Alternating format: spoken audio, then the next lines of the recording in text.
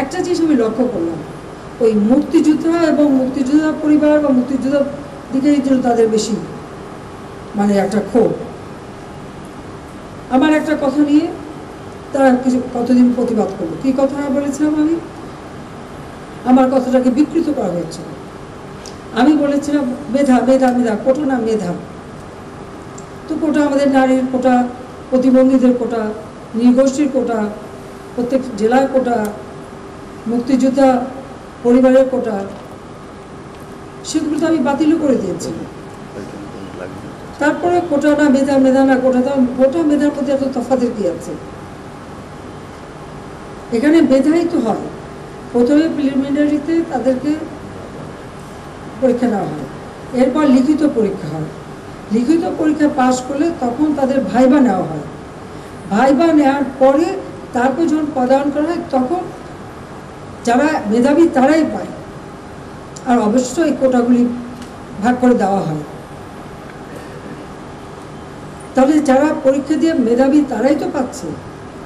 সেই সূত্রে আমি বলেছিলাম যে কি মেধাবী কি শুধু মানে মুক্তিযোদ্ধা পরিবারের সন্তান সন্ততিরা কি মেধাবী না? তাহলে মেধাবী কি শুধু ওই রাজাকারের ছেলে মেয়ে? এটা বলার সাথে সাথে তাদের স্লোগান, তাও কি বিকেল 4টায় আমি প্রেস কনফারেন্স করি, কয়েক ঘন্টা চলে যায়। হঠাৎ রাত্রেবেলা কোথায় 11টা 11:30 দিকে দেখলাম অনেক ছেলে মেয়ে বের হয়ে আসছে, মেয়েরা হল থেকে বের হয়ে আসছে। তাদের স্লোগানটা কি? তারা রাজাকার, তুমি কে আমি কে, রাজাকার রাজাকার, তোমার বাবা আমার বাবা, রাজাকার রাজাকার। তার মানে তারা নিজেদেরকে রাজাকার হিসেবে পরিচয় দিল।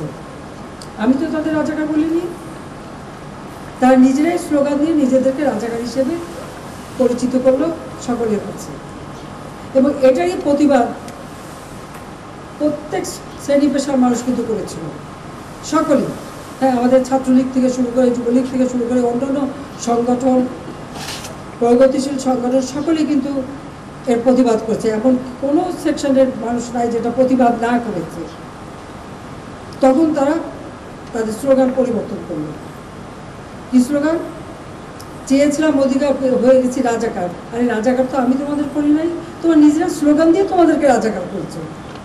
তোমরা স্লোগান দিয়েই তোমাদের পরিচয় দিয়েছো। তোমরা শুধু না, তোমরা রাজাকার, তোমার বাবা রাজাকার, এটা তো তোমরাই করেছো।